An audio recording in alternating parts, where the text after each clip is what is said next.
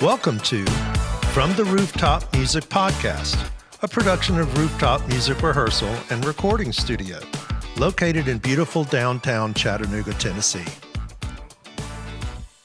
Greetings, music lovers, and welcome to this first edition of From the Rooftop Music Studio podcast. Today, our guest is local musician and national marketing consultant, Jim Higgins. Jim is a local working drummer, playing with the Chattanooga Horn Authority, Robin Baker Blues Band, and Jamie Lee and the Classics.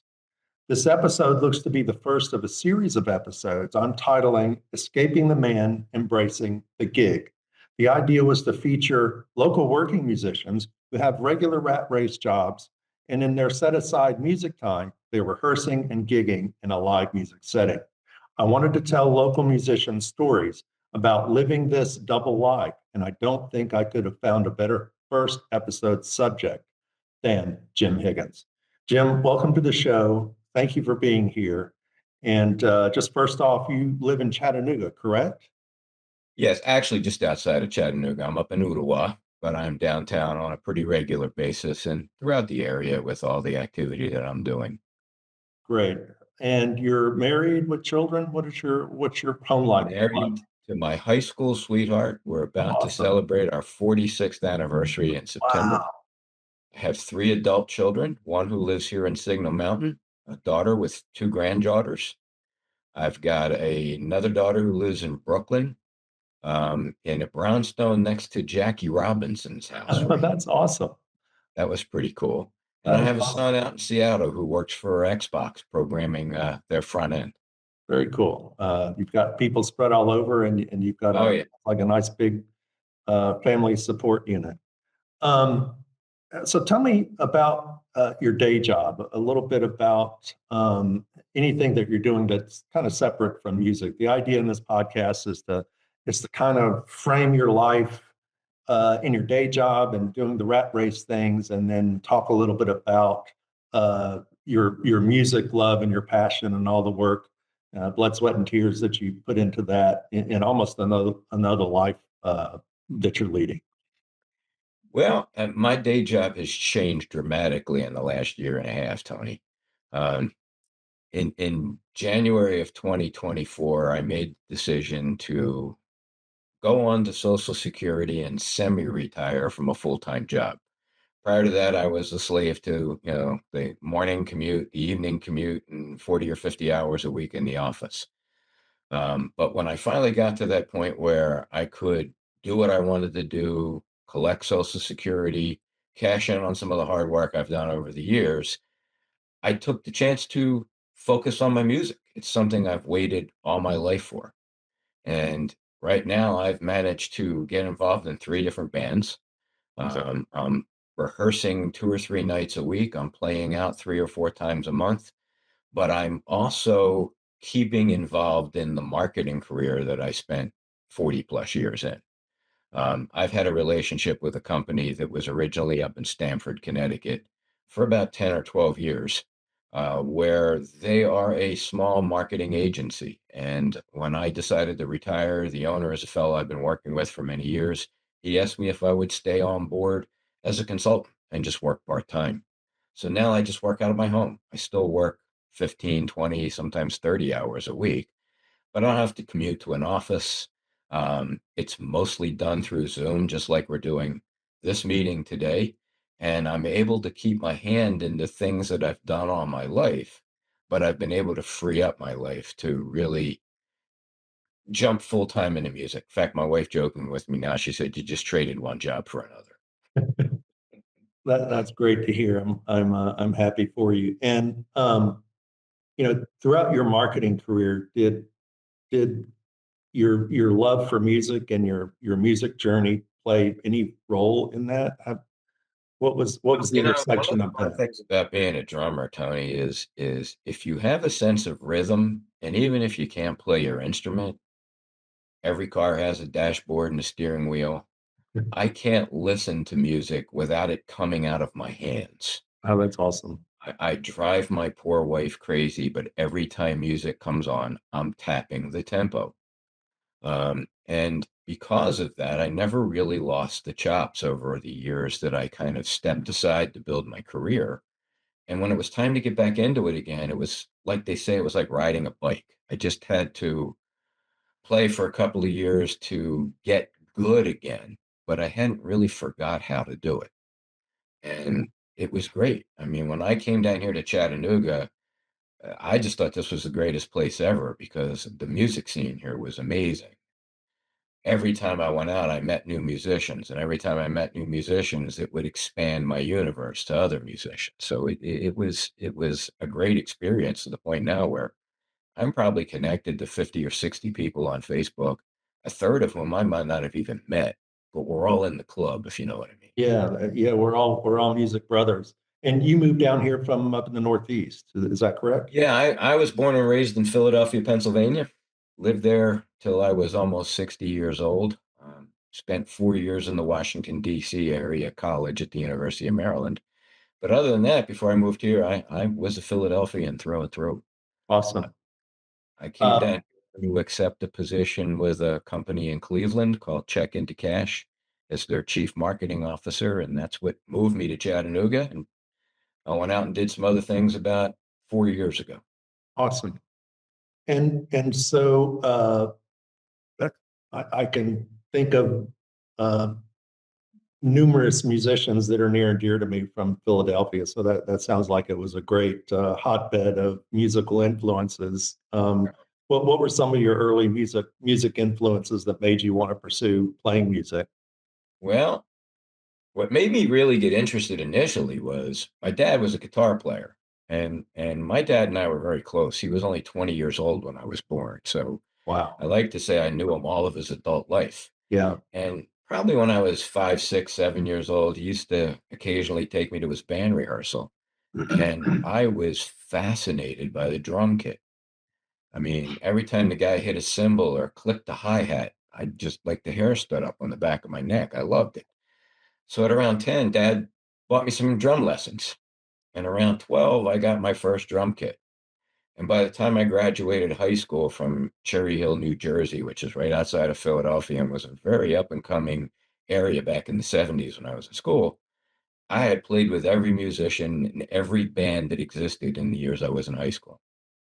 And then I went away to college, and we all know drums aren't the kumbaya instrument you sit around a campfire and sing songs with. So I didn't bring them with me. The next thing I knew, I hadn't played them for 32 years. Oh man. Discovered electric drums. I could play with headphones, and it Right. wasn't driving people crazy, and that's what got me back into it. And now I'm on my fourth acoustic kit, and I've had two electric kits, and it's almost like an illness at this point. That's awesome. What were some of the The drummers early that influences. influenced I'm you sorry, I went at down the at wrong an early path. age? Um, well, obviously the Beatles. I grew Right. up with the Beatles. I watched them in second grade on the Ed Sullivan Show in their first appearance, and followed them all the way through Abbey Road and Let It Be when they broke up. Um, but I really have to tell you, one of the bands that I loved from the very first time I heard them, and I still love today, was Chicago. That horn rock sound just had something to it. I'll never forget a very progressive experimental radio show in Philadelphia back in the late 60s, early 70s called the Marconi Experiment. And they would play elevator music all day long. But between That's 6 awesome. o'clock and 9 o'clock at night, the show would come on called the Marconi Experiment. And he would introduce Philly to all this new progressive psychedelic music. I That's remember awesome. hearing bands like the Chambers Brothers and Chicago and Sly and the Family Stone, whoever was big at the time.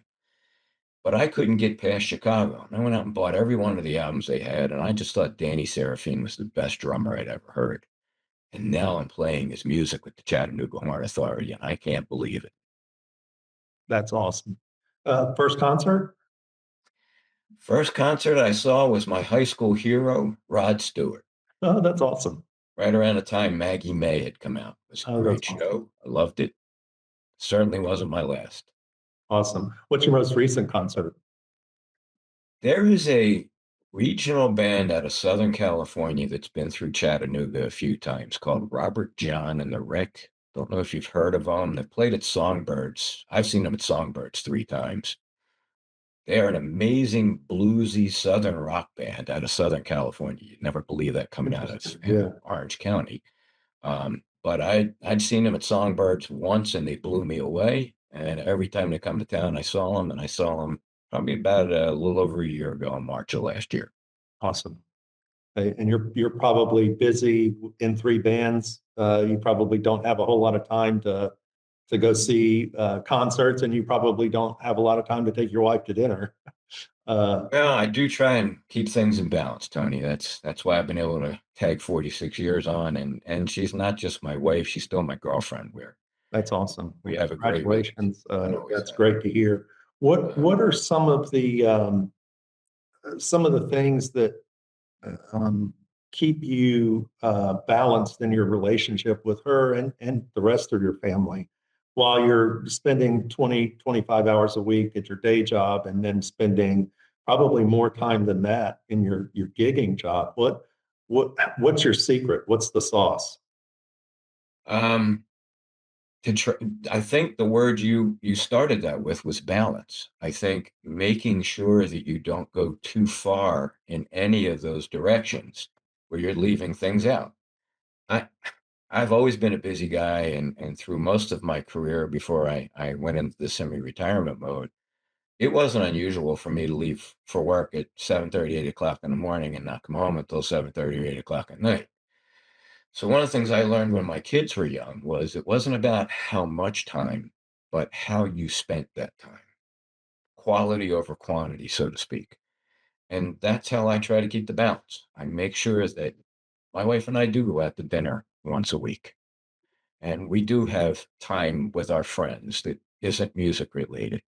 And yet she'll be there to support me coming to my gigs. And she's made friends with a lot of the music community friends I have. So we try and keep things in balance. And I do the same thing with my kids. We talk once or twice a week, make sure we stay in touch. We're on top of what's going on.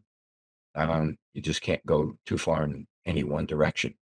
Yeah, that's good advice for anybody uh, watching this or listening to it. Um, And read the balance. clues. And what's If that? read the clues. If you feel you're getting pushback, respond to that. Right. Did you when you first um, started?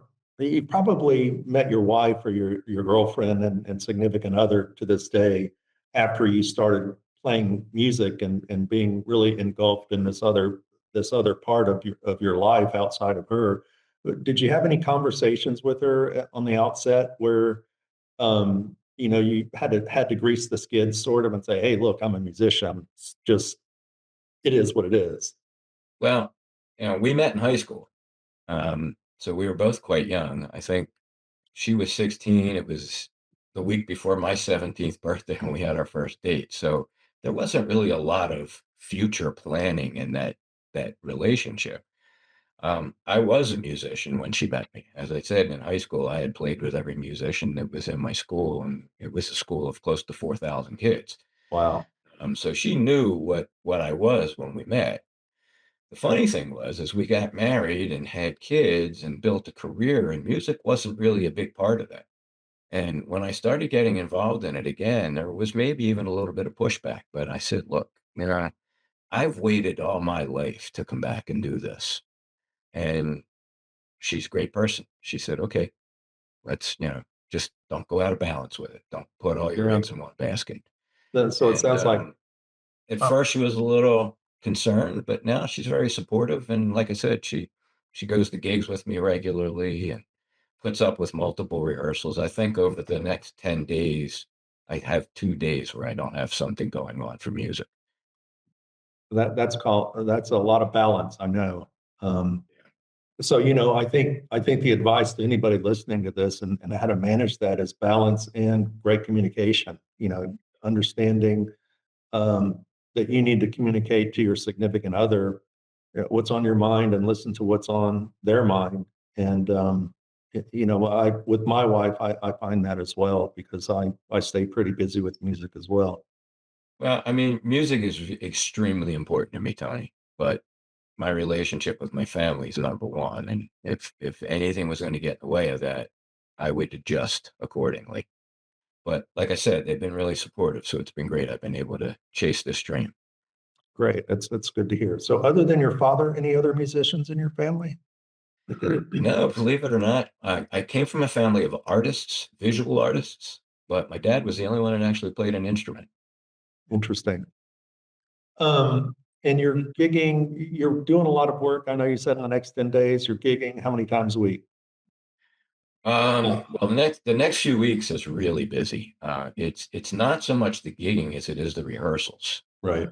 Playing three bands, I usually end up with 2 or 3 rehearsals a week, so that keeps you pretty busy.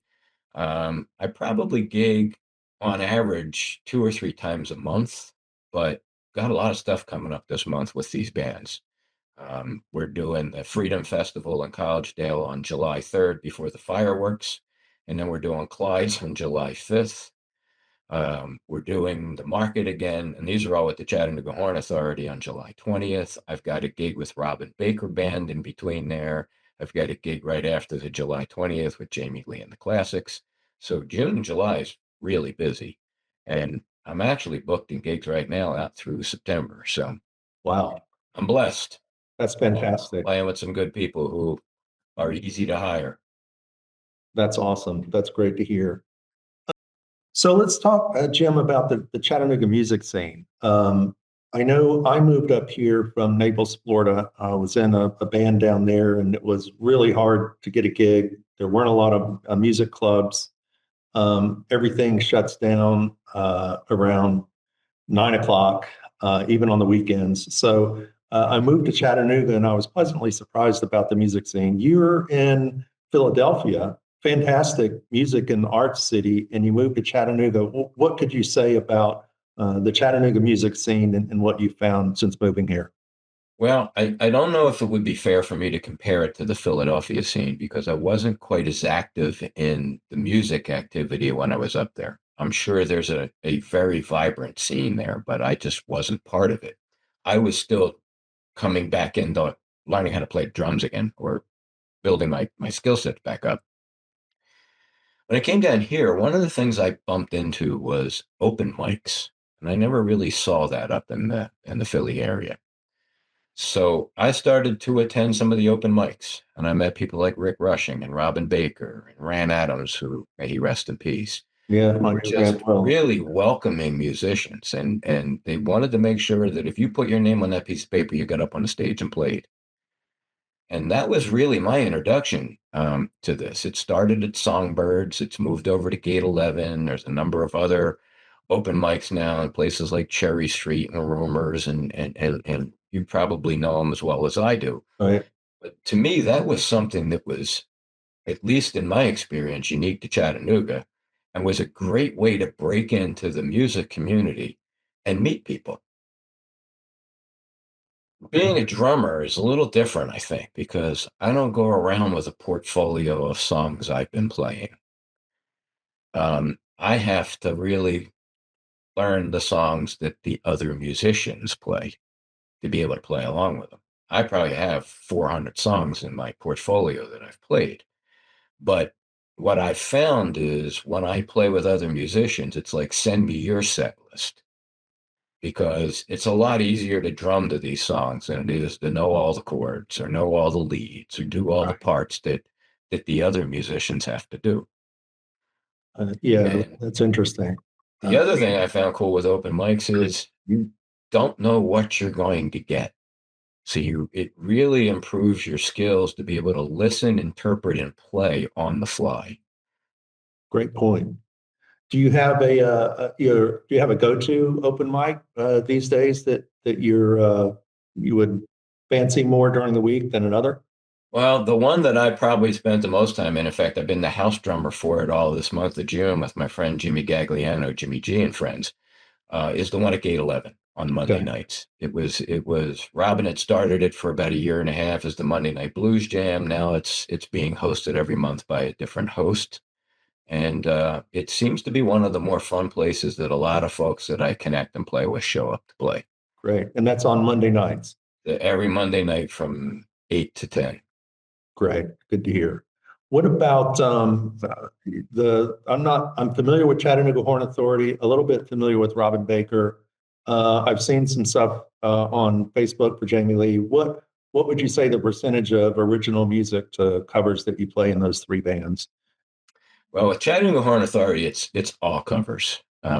We aren't quite a Chicago tribute band because we do stuff from other horn bands as well, but it's all in that theme, and it's all as someone that I've played with likes to say, that was an original we didn't write. That's a great way of putting it. Their stuff was just so good. It's hard to write stuff like that. It really is, yeah. Robin does some original stuff. Robin's been around playing blues for a long, long time, and he's written many songs. He's got albums on Spotify and Apple Music. He's a seasoned pro. And what he doesn't write, he rearranges a lot of the old classic blues. Jamie Lee and the Classics is purely a cover band. I don't mean this in a negative sense, but they're your typical bar cover band. They're playing, pop classic rock that people want to hear. And I was fortunate enough to join them recently when their drummer left. They needed someone to fill in for some gigs, so that's probably my newest project right now. And you're playing during the week most of the time on the weekends? Most of the gigs are on weekends, Fridays or Saturdays, or the market on Sundays. Most of the rehearsals are during the week. Right. And when you're rehearsing, you're obviously juggling late nights rehearsing with your day job.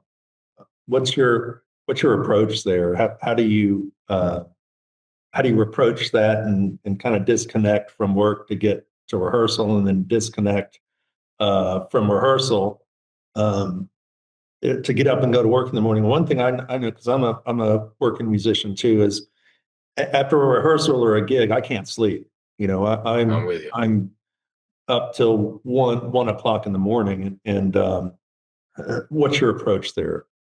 Well, again, I'm kind of fortunate that, I don't have to be in an office at 8 o'clock.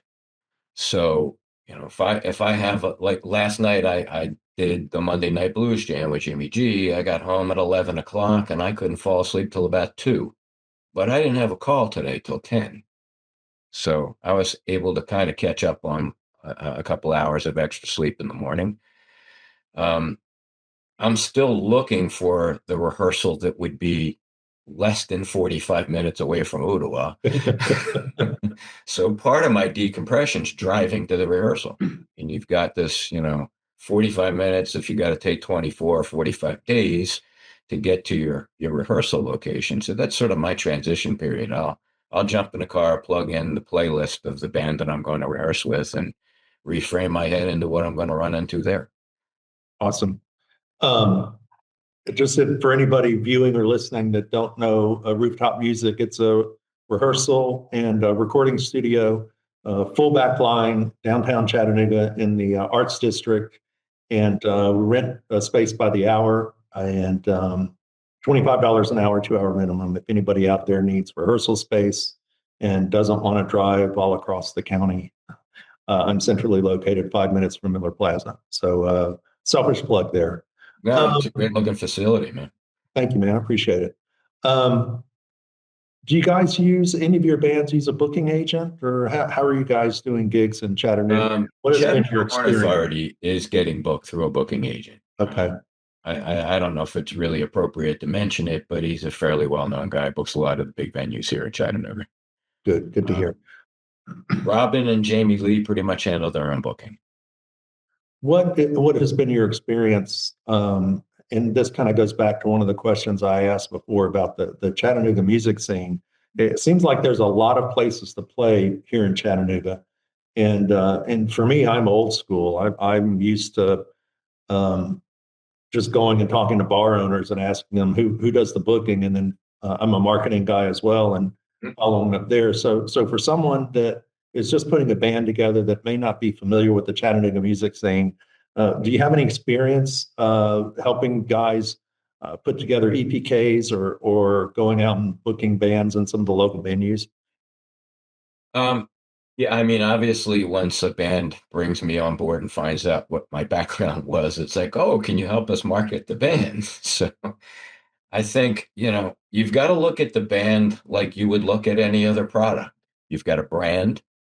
You want to have an identity to that brand. If you notice, the three bands I have up here on the left all have logos and they all have identities. Some I've been responsible for, some not.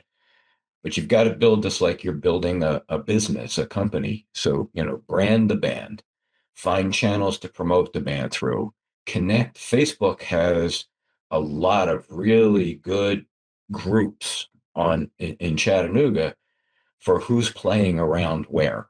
And that's one of the best ways to start seeing, oh, these guys are playing Bud's Sports Bar. Oh, these guys are playing at Doc Holliday's. Or these guys are playing at Las Margaritas in Cleveland. You start getting a feel for where the venues are. And then it's, dialing for dollars, going out, talking to them, picking up the phone, calling them. They're always looking for good bands. You need to have a demo reel for your band. Um, so that what I like to do is set up a YouTube page and then put any of the stuff that we have on those bands up on the YouTube page and then point somebody to it. But also maybe have a little QR code or that you can put on things that goes to a demo reel on YouTube and people can hear who you are. Um, Contacting them, hearing you, being realistic, looking like you're legit with a brand and a Facebook page and some followers are all key elements to getting you gigs. Good point. And then one of the And things, building a following, I'm sorry. The yeah, last thing I've had some people complain to me, hey, I can't get a gig in this place. Well, you're not from around here. You haven't had a band for a while. You don't have a following. These guys are booking you because they want people to come into their business and buy food and cocktails, yeah, not because they want to pay somebody to play music. And if you're not bringing people in, it's hard to get hired. yeah, that's a good point. And another selfish plug, if you don't have content, we do that here. I can Mhm. put a camera up and a couple of good microphones up and record your rehearsals if you want, which will give you some content. But you make great points. You have to have somewhere where bar owners and booking agents can meet you in the middle. And if you don't have content, you can't put anything on YouTube or Facebook or Instagram. So great points all around. But I mean, Tony, you're a marketing guy. It's like any other marketing issue. This isn't about you. This is about what you can do for them to fit a need. And when you can present yourself that way, it's not we're the greatest band in the world. We're a band's going to bring people in to your establishment. We've got a following. We've got people who like us, people who know who we are. They've heard us. And that's how you get booked. Yeah, I've talked to just setting up this podcast. I've received some good feedback from people talking about balance of their day job with their music job. And one guy said something like, "You don't want to play out too much because you become sort of oversaturated." Mhm. What's your opinion there? I agree. I mean, or if you're going to play out a lot, don't play in the same places. You're in a situation where a classic example. I've got a gig with Robin Baker with a particular place here, where about every 6 weeks they book us. So we're playing there multiple times a year. They like having us there, but we're not there all the time, and it gives them a chance to slot five other acts in on weekends in between us. Good points. I believe music and the music journey, uh, especially for us OGs, right? You and I are not Yeah, young definitely. Oh, spring geez. chickens. He probably a little more new. Um, when you started this journey, have you gotten out of it what you wanted from the outset? What your Yes. dream was, for lack of a better expression? Yes. Yes. I still pinch myself when they put the money in my hand and say, I can't believe I'm getting paid to do this.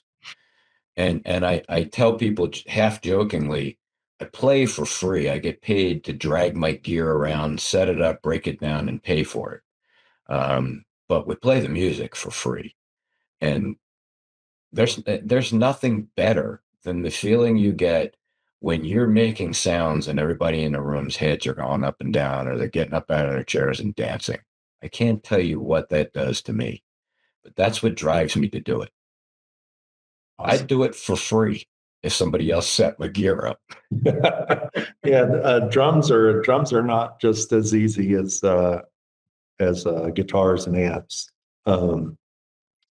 What advice do you have for other musicians, younger musicians particularly, who want to do this and have a dream and a desire, but they got a day job and they're paying the bills and they're trying to do this incredible balancing act between schlepping it for the man and pursuing music, and they just can't not have a day job because you've got life and you've got bills and you've got some of them a family, significant others. We've talked a little bit about it, but just any parting thoughts there? Well, I mean, this may come a little different than what you'd expect, but I think the first thing you have to do is decide what's the most important thing in your life. At 23 years old, I got married. And at that time, the most important thing in my life was my new wife and my new life that I was going to build. And I couldn't build it around music. There wasn't going to be enough income. And I wasn't going to be able to build that career. I recognized very early that, music's a lot like sports. Yeah. 100,000 kids play sports in college, and maybe 1,000 of them become professionals. Music's the same way. Keep grounded to what's important. And if you're able to fit the music in, then do it. But if your lifestyle is such, if you're a single guy and you don't have a girl and you don't have a family and you can put that in front of everything else, then go for it. But most importantly, keep balance. Don't put all your eggs in any one basket. Make sure that you've always got some things to fall back on and you don't burn any bridges. Great advice. Great advice. Jim, thank you for being here today. Lord knows you're busy. I really appreciate it. There was a little bit of prep work I asked you to do, and I know you're busy juggling life, schlepping it for the man, and music with 3 bands. I do look forward to seeing you play in the coming months. I know you said you've got some things on the calendar. Can you just tell us a little bit about where you're playing over the summer? Sure. I'll be with the Chattanooga Horn Authority on July 3rd in Collegedale at the Commons, playing before the fireworks exhibition Thursday night. We'll be with the Horn Authority again on Saturday at Clyde's on Main from 9 to midnight. I will be with the Robin Baker Blues Band at Doc Holliday's on Saturday, July 19th. Be at the Chattanooga Market with the Horn Authority on Sunday, the 20th. And then the following weekend, I'll be with Jamie Lee and the Classics at Zoe's up in Lakeside, Saturday night, the 26th. Great. Well, thank you. Sounds like we have some good opportunities to check it out. We'll certainly get out there and check it out. Everyone listening, thank you for listening. From the Rooftop Podcasts can be streamed from our website, rooftop-music.com, and also the YouTube channel, which is Rooftop Music Space. So YouTube at Rooftop Music Space. And Jim, we'll see you on stage soon. Thank you again. Tony, thank you for having me. It's a great opportunity. I'm looking forward to seeing this series. Awesome. Thank you. Take care. From the Rooftop Music Podcast is brought to you by Rooftop Music Rehearsal and Recording Studio, Chattanooga, Tennessee.